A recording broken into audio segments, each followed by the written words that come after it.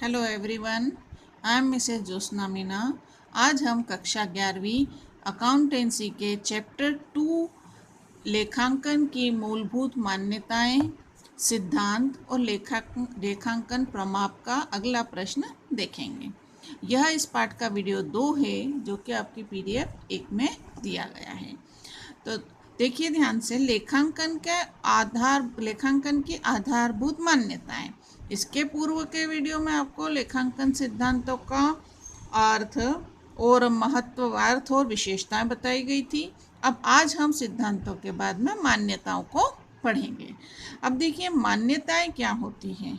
मान्यताओं से आशय उन सारी बातों से है, उन सारे नियमों से है जिनको मानकर, जिनके आधार पर लेखा कार्य किया जाता।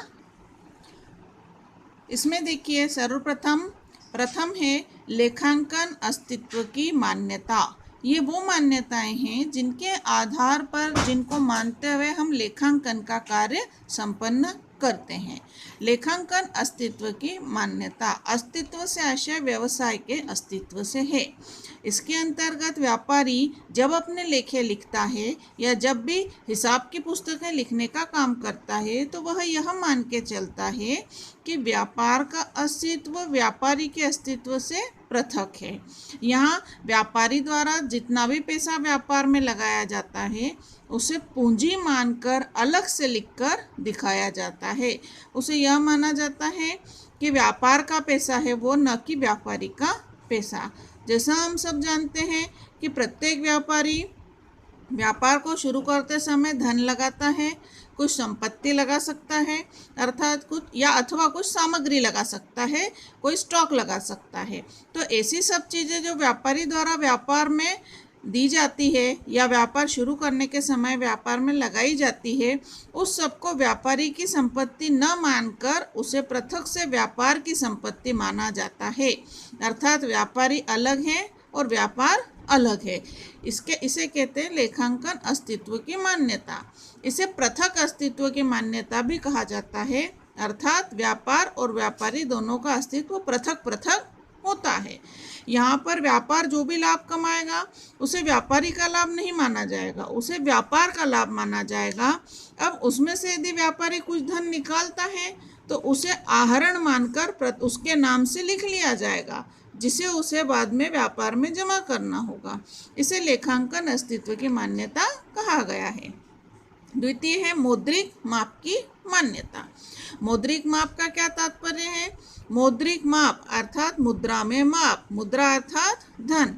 अर्थात हम जो भी चीज़ें व्यापार के हिसाब किताब में लिखते हैं उन सबको मुद्रा में अर्थात धन में माप कर लिखा जाता है।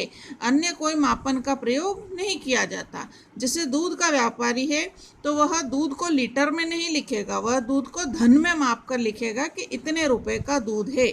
उसको लिखना 100 लीटर दूध, तो वह 100 लीटर न लिखते हुए 100 लीटर की कीमत यदि 40 रुपये लीटर से है तो वह 100 × 4 4000 रुपये लिखेगा। इसे मौद्रिक माप की मान्यता कहा जाता है। इसी प्रकार कपड़ा व्यापारी मीटर में न लिखते हुए धन के रूप में उन वस्तुओं को लिखेगा। इसी प्रकार अन्य भी जितनी भी हम जो भी हिसाब किताब की पुस्तकों में हम लिखते हैं या जो लेखा किया जाता है उन सबको मुद्रा में माप कर लिखा जाता है। अन्य कोई माप की इकाई नहीं होती। इसे हम अन्य शब्दों में इस प्रकार से भी कह सकते हैं कि व्यापार की पुस्तकों में हम उन्हीं बातों को लिखते हैं जिन्हें हम मुद्रा में माप सकते हैं। कुछ ऐसी वस्तुएं भी, कुछ ऐसी बातें भी होती हैं जिसे मुद्रा में नहीं मापा जा सकता, तो उसे हम हिसाब की पुस्तकों में लिख भी नहीं सकते। जैसे किसी व्यक्ति की ईमानदारी, मैनेजर के द्वारा समय से आने की समयबद्धता, या फिर किसी कर्मचारी द्वारा अच्छे से किया गया कार्य, या किसी के द्वारा लेखा करने वाला कोई लिपिक है उसके द्वारा बहुत सुंदर तरीके से लेखे लिखे गए, या फिर व्यापार में दुकान को कितने अच्छे से सजाया गया है, कितने अच्छे से रखा गया है, इन सारी बातों को हम लेखा पुस्तकों में नहीं लिख सकते। क्यों? क्योंकि ये सारी बातें मुद्रा में नहीं मापी जा सकती। हम क्या लिख सकते हैं? हम केवल वही बातें लिख सकते हैं जिन्हें मुद्रा में माप सकते हैं, जैसे कितने रुपए का सामान खरीदा, कितने रुपए का सामान बेचा, कर्मचारी को वेतन कितना दिया, ऑटो रिक्शा का खर्चा कितना दिया, स्टेशनरी पे कितना खर्चा हुआ, कितने रुपए का फर्नीचर खरीदा, कितने रुपए का अन्य सामग्री, कोई साफ सफाई पर कितने खर्चे हुए, बिजली के बिल पर कितने खर्चे हुए, टेलीफोन पर कितने खर्चे हुए आदि हम वही इसमें लिखते हैं, अन्य बातें नहीं लिखते हैं। तृतीय है चालू व्यवसाय की मान्यता। चालू व्यवसाय की मान्यता से क्या आशय है? चालू व्यवसाय अर्थात व्यवसाय का चालू रहना, व्यवसाय का चलता रहना। तो चालू व्यवसाय की मान्यता ये बताती है कि व्यापारी यह मानकर लेखे करता है कि मेरा व्यापार हमेशा चलता रहेगा, कभी भी बंद नहीं होगा। व्यापारी यह मानता है कि मेरा व्यापार कभी भी समाप्त नहीं होगा, भविष्य में अनंत काल तक चलता रहेगा। यह मानकर वह व्यापार के सारे कार्य करता है, सारे हिसाब लिखता है। इसी के आधार पर वह उधार लेन देन करता है। जैसे एक व्यापारी ने किसी को उधार सामान बेचा और उससे 6 महीने की मोहलत दी कि 6 महीने बाद धन को चुका देना। यहाँ वह यह मानकर चल रहा है कि 6 महीने तक मेरा व्यापार चलता रहेगा।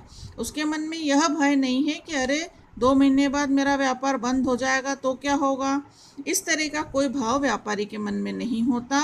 इसी वजह से वो लंबे समय के लोन लेता है, 10 साल के लोन, 20 साल के लोन, लंबे समय की उधारी देता है, ग्राहकों से लेन देन करता है, उधार सामान पूर्तिकर्ताओं से खरीदता बेचता है आदि।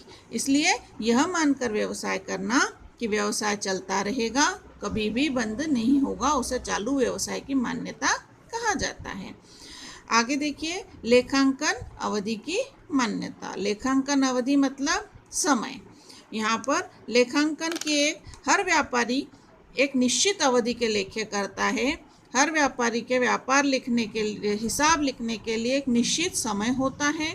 उस समय के बाद में वह अपने हिसाब किताब बंद करता है, हिसाब किताब की पुस्तकों में से लाभ निकालता है, अंतिम खाते बनाता है। तो प्रत्येक व्यापारी के लिए निश्चित अवधि, लेखांकन अवधि 12 माह अथवा 1 वर्ष है। कहीं भी ले लें हम, विश्व में कहीं भी किसी भी प्रकार का व्यापार हो, किसी भी प्रकार का कार्य हो, जब व्यापारी हिसाब रखता है तो हर तरह का व्यापारी, चाहे वो कपड़ा व्यापारी हो, गहने का व्यापारी हो, पुस्तक का व्यापारी हो अथवा बर्तन व्यापारी हो, या कोई स्कूल हो, कॉलेज हो, कोई संस्था हो, या मंदिर हो, मस्जिद हो, ट्रस्ट हो, सभी का हिसाब किताब 12 माह या 1 वर्ष के लिए ही रखा जाता है। इसे कहते हैं लेखांकन अवधि।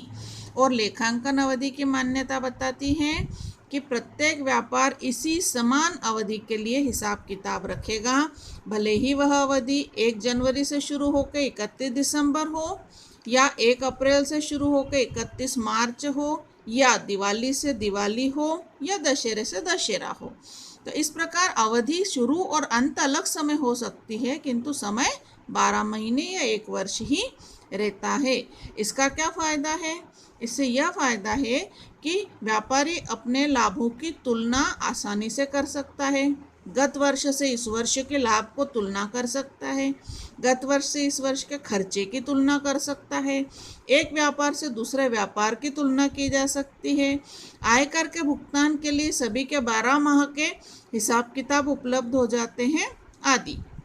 जैसे आप लोगों का प्रत्येक वर्ष अध्ययन काल 1 वर्ष रहता है, उन सभी के लिए जितने भी विद्यार्थी अध्ययन करते हैं, चाहे वो पहली कक्षा में हो, 10वीं में हो या 12वीं में हो, सभी के लिए अध्ययन काल के 1 कक्षा के अवधि जो है 1 वर्ष तय की गई है। चाहे वो कहीं भी हो, देश में कोई भी स्कूल हो, कोई भी कक्षा हो, 1 वर्ष की अवधि मानी गई है। तो इसी प्रकार लेखांकन की भी अवधि 1 वर्ष मानी गई है, जिसे लेखा अवधि की मान्यता कहा गया है। धन्यवाद।